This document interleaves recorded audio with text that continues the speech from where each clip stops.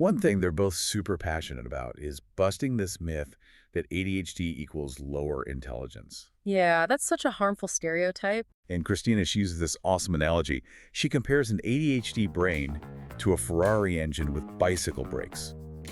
Hello and thank you for listening. Welcome to the Afterburn, where Jake Carter and I break down the latest episodes of the Ignition Path podcast. I'm Ava Morgan, and every week we dive into the conversations between host Kyle Goodnight and his incredible guests.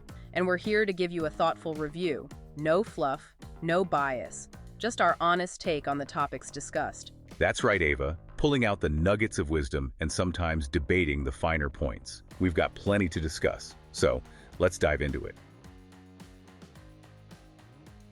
Welcome back, deep divers. Today, we're going deep on ADHD. Ooh, interesting. Clinical stuff can be a bit dry. What's our angle? Well, we're actually going to be looking at it through this super insightful interview, right? Okay, I'm listening. It's with a parent coach who specializes in ADHD. But it's not your typical expert interview. I see there's a twist. Tell me more. The podcast host, Kyle Goodnight, from the Ignition Path podcast, he has ADHD himself. Oh, wow. Okay, so he's got skin in the game. And get this, his son was also diagnosed with ADHD. So we're talking a really personal perspective then. Absolutely. The interview is with Kristina Manning. She's a former teacher, now a parent coach. And what struck me was just how honest and relatable the whole conversation is. I'm always up for real talk. Yeah. No sugarcoating, right? Exactly. They get into the challenges, but they also talk about the amazing potential that comes with ADHD. That's key. So often the focus is just on the difficulties. Right. And one thing that jumped out at me was how they discussed the pandemic's impact. Oh, yeah. That was a tough time for everyone. Can't imagine what it was like for families dealing with ADHD. Well, Kristina, she observed this huge increase in parents reaching out to her for help. Makes sense. Kids thrive on routine, and the pandemic threw everything out the window. Totally. And she actually talked about how this whole experience influenced her career path, too. Oh, so? She was a teacher, but she felt the school system wasn't really set up to meet the needs of neurodiverse students. I can see how that would be frustrating. Yeah. So she felt drawn to parent coaching because she wanted to make a more direct impact. So the pandemic kind of pushed her towards work that felt more aligned with her passions. It's interesting how sometimes these big shakeups can lead us to where we're supposed to be, right? Absolutely. Okay, so we've got this parent coach and a podcast host, both with firsthand experience with ADHD. What else did they dive into? One thing they're both super passionate about is busting this myth that ADHD equals lower intelligence. Yeah, that's such a harmful stereotype. And Kristina, she uses this awesome analogy. She compares an ADHD brain to a Ferrari engine with bicycle brakes. Oh, I love that. Such a powerful image. Isn't it? You get it instantly. All that power and potential, but struggling with control. Right. And didn't Kyle talk about his own experience too? He did. He's a paramedic, an entrepreneur, and now a podcaster. Clearly, ADHD hasn't stopped him. So he's a living example that ADHD doesn't limit your potential. Precisely. What they're saying is it's not about lacking intelligence. It's about processing information differently. And that different wiring can actually be an advantage in certain situations, right? Definitely. Like think about hyperfocus. That intense concentration can be incredible for certain tasks. Or that constant need for novelty and stimulation. That can fuel creativity and innovation. Exactly. It's about finding the right context where those traits can flourish. And that's where Kristina's expertise comes in. She gives all these practical tips for parents. Okay, give me the goods. What kind of tips? Well, one thing she emphasizes is breaking down tasks into smaller, more manageable chunks. Makes sense. Like you wouldn't try to handle a Ferrari engine with just your bare hands, right? Right. And she talks about visual timers, especially the ones that change color. They help kids manage time and expectations. Visual cues can be so helpful. I use them myself sometimes. Gives that extra bit of structure. And speaking of structure, Kristina's big on visual checklists for routines, like getting ready in the morning, the after-school routine, things like that. Oh, yeah, that makes a ton of sense. Predictability can be a game changer, especially for kids with ADHD. Exactly. Transitions can be so tough. It's easy to get overwhelmed or overstimulated by all the changes. And that's where proactive planning comes in, right? Like if your kid's starting at a new school, visit beforehand, talk about what to expect, prepare them for those sensory experiences. That's a great point. It's like giving them a roadmap so they feel more in control. And just as important, validating their feelings, letting them know it's okay to feel anxious or overwhelmed. Validation is so powerful, right? It makes you feel seen and understood. Absolutely. Now, this next point, it might surprise some people. I love surprises. Hit me with it. They both talk about the importance of downtime for ADHD brains. Really? It seems counterintuitive. You'd think those kids need constant activity and engagement. Right.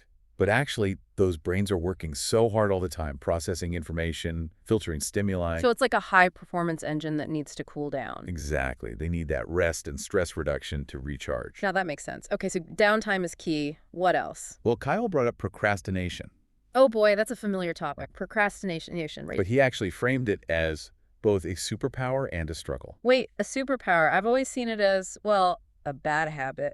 Now tell me more about the superpower idea. He explained it as a coping mechanism, like a way to avoid tasks that feel overwhelming.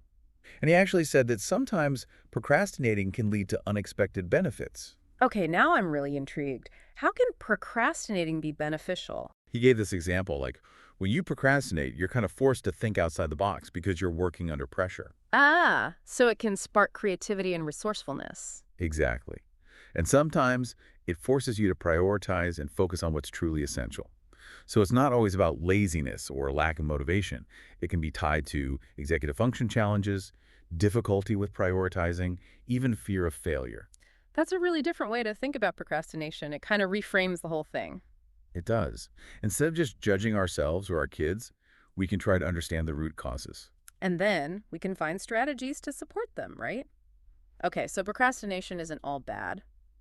What else did I miss? They also talked about medication, and their perspective on that was really interesting too. Oh, I'm curious. What was their take? They both emphasized that medication isn't the only solution. Which makes total sense. It's about finding what works best for each individual, right? Exactly.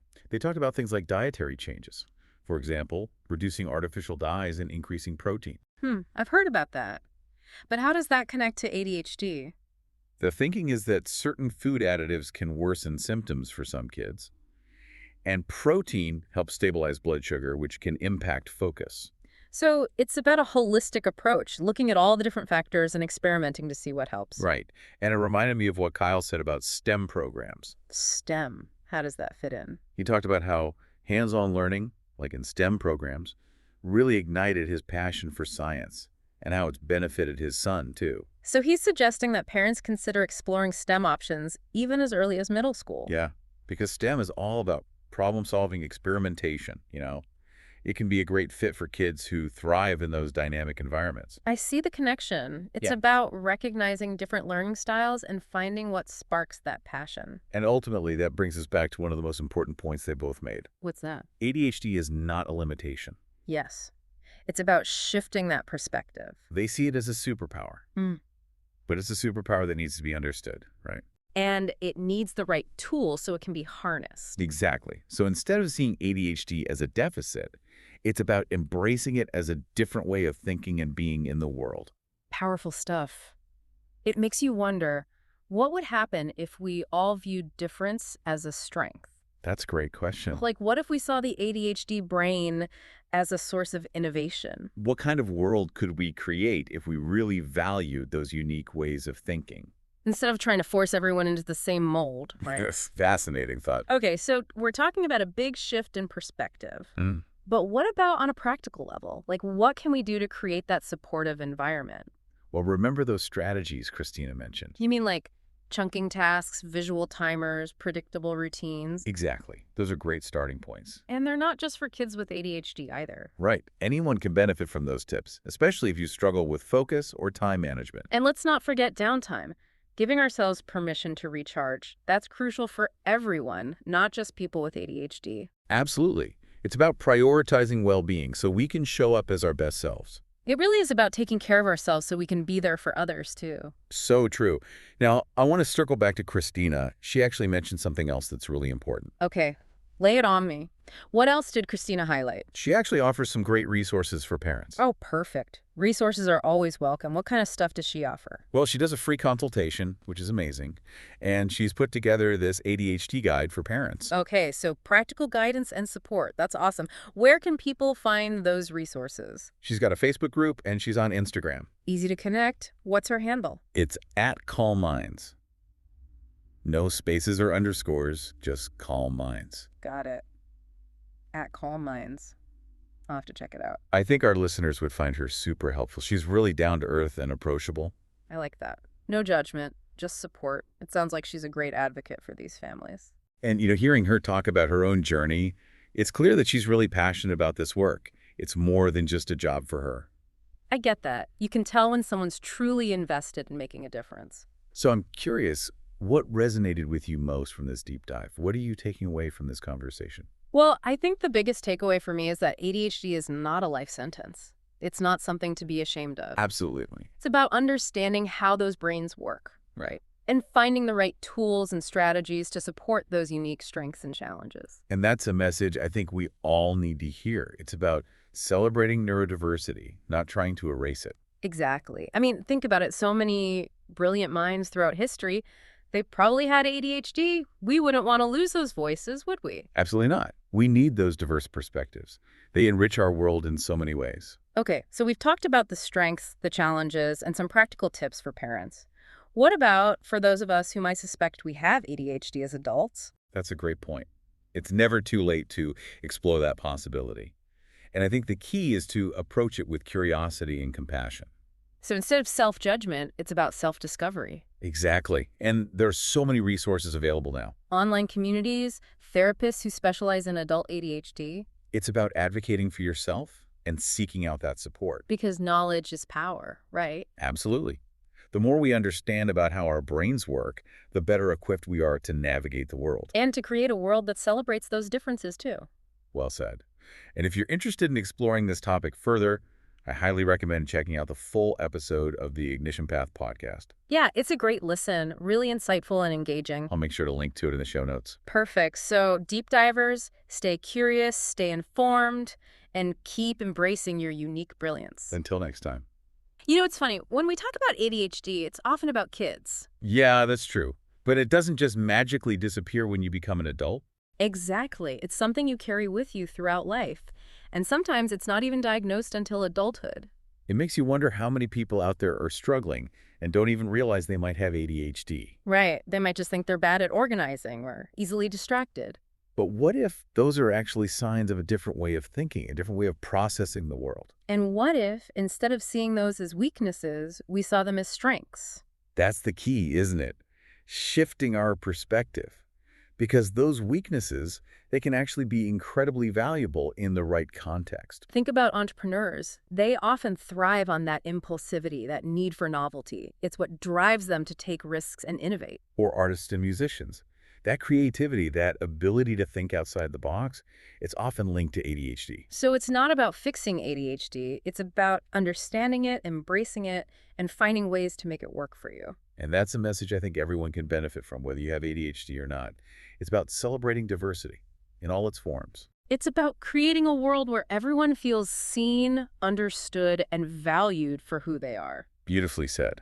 And on that note, I think it's time for us to wrap up this deep dive. But keep those conversations going, deep divers. Share this episode with someone who might need to hear this message. And if you're looking for more insights on ADHD, don't forget to check out that Ignition Path podcast episode with Kristina Manning. We'll link to it in the show notes. It's packed with helpful tips and real-life stories. Until next time, deep divers, stay curious and keep exploring. All right, that's it for today's review on the Afterburn. Thanks for joining us as we broke down another awesome episode of the Ignition Path podcast. If you haven't listened to it yet, make sure to check it out. Kyle always brings something new to the table, and we're here to make sure you don't miss a beat. For sure. And don't forget, each week, we're here to give you the straight talk on these episodes, pulling out what really matters for your entrepreneurial journey. See you next time, and keep igniting your path to success.